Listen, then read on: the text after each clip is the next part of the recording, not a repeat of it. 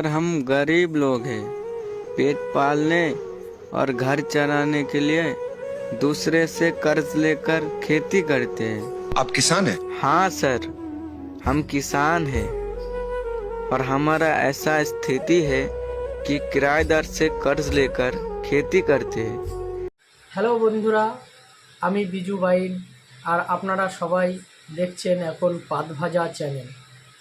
আজকের চ্যানেলে আমি এই কথাটাই বলবো বা এই জিনিসটাই তুলে ধরবো আপনাদের সামনে, যে পরিস্থিতির শিকার হয়ে বিভিন্ন কারণে মানুষ হাই ইন্টারেস্ট লো ইন্টারেস্টে লোন নিয়ে থাকে এবং সেই রকমই একটা চাষি হাই ইন্টারেস্টে লোন নেওয়ার ফলে তার কি পরিস্থিতি হয়েছে এবং তার পরিস্থিতি আপনারা ড্রেস দেখলেই বুঝতে পারবেন।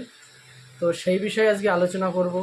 তো চলুন আগে দেখে আসি এবং তার মুখ থেকে শুনে আসি, তারপরে ভিডিওর শেষে বাকি কথা বলব। सर मेरा नाम मेमसरुल शेख है। अच्छा, कहाँ से आप?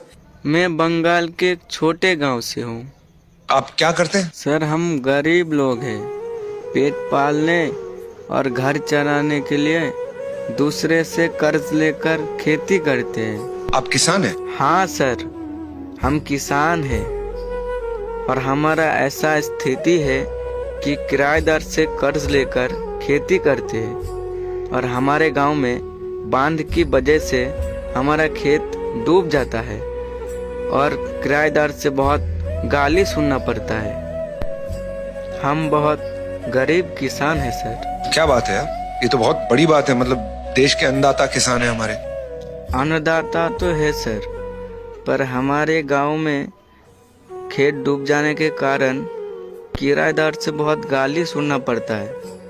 पर हमने सोचा इंडिया डॉलर में एक बार गाना गाएंगे, अच्छा तो कुछ पैसा भी मिल जाएगा, किराएदार को किराया भी चुकता कर देंगे और घर वाले भी खुश हो जाएंगे।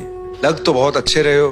सर हम गरीब हैं, हमारे पास फटा हुआ ही कपड़ा है और आपको हमारा कपड़ा अच्छा लगा, इसलिए बहुत बहुत धन्यवाद सर। इतनी दूर भी आए हो तो हमारी मतलब दिल से आपके लिए बेस्ट विशेस है।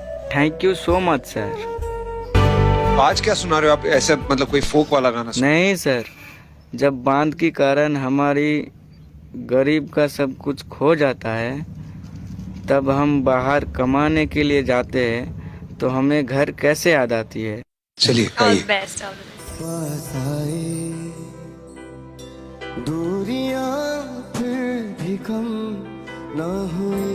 তো আমার এই ভিডিওটার মাধ্যমে সবাইকে, আমার বন্ধুদেরকে আমি একটা কথাই বলবো, যে সমস্যা আসবে চলে যাবে, আসবে চলে যাবে, কিন্তু আপনাদের কাছে একটাই অনুরোধ, দয়া করে এমন কোনো কাজ করবেন না বা কোনো জিনিস তাড়াতাড়ি করার জন্যে এমন কোনো লোভে পড়ে, ফাঁদে পড়ে এমন কোনো ইন্টারেস্টে টাকা নেবেন না, হাই ইন্টারেস্টে, যে টাকা নেওয়ার ফলে আপনার পরিস্থিতি ভালো হওয়া তো দূরের কথা, সারা জীবন সেই ইন্টারেস্টের টাকা দিতে দিতে জীবন চলে যায়। আসল দেওয়া তো দূরের কথা, আমি এমনও দেখেছি কিছু কিছু ক্ষেত্রে যে 10 টাকা ইন্টারেস্টে শতকরা, 12 টাকা ইন্টারেস্টে, 15 টাকা ইন্টারেস্টে মানুষ লোভে পড়ে নেয় যে হ্যাঁ কোনো ব্যাপার না আমি দিয়ে দেবো, কিন্তু আসলে বাস্তবে হয় কি, সেই ইন্টারেস্টের টাকাটা এত পরিমাণে পৌঁছায় যে সেই ইন্টারেস্টের টাকা দিতে দিতে আসল টাকা সে শোধ করতে পারে না এবং সারাটা জীবন তার আরও পরিস্থিতি খারাপ, ভয়ানক এবং দুর্বিষহর মাধ্যমে যায়। তো আমি আপনাদের একথাই বলবো যে পাওনাদাররা কখনোই মানুষের পরিস্থিতি, দুঃখ দুর্দশা বুঝবে না। আপনি যদি মরেও যান, আপনার পরিস্থিতি যদি খুব খারাপ হয়, তাও পাওনাদাররা কিন্তু কোনো সাবসিডিও দেবে না এবং আপনাকে কোনো দয়াও দেখাবে না। আপনি মরেন বাঁচেন, খাক না খাক, তবু আপনাকে সেই টাকাটা দিতে হবে। তো সেই জন্যে বলবো যে যা করবেন ভেবেচিন্তে করবেন, দরকার হয় 2 দিন পরে কোনো কাজ করুন, 2 দিনের জায়গায় 6 মাস পরে করুন, 6 মাসের জায়গায় 1 বছর পরে করুন, কিন্তু কাজ করে পয়সা জমিয়ে তবেই করুন। ইন্টারেস্টের মাধ্যমে না যেয়ে পারলে যাবেন না, কারণ ইন্টারেস্ট খুবই বাজে জিনিস আর এমনই একটা জিনিস যে শান্তি তো দূরের কথা, সারা জীবন অশান্তি দুঃখময়তে ছেয়ে দেয়। এই ভিডিওতে আপনারা তো দেখেছেনই তার কাপড়ের অবস্থা কী, সেই পাওনাদাররা তাকে উল্টোপাল্টা গালিগালাজ করছে। সে কি পারতো না তাকে একটু সাবসিডি দিতে, সুযোগ দিতে? কিন্তু কোনো পাওনাদারই এটা দেখে না, কোনো পাওনাদারি এটা বুঝতে চায় না।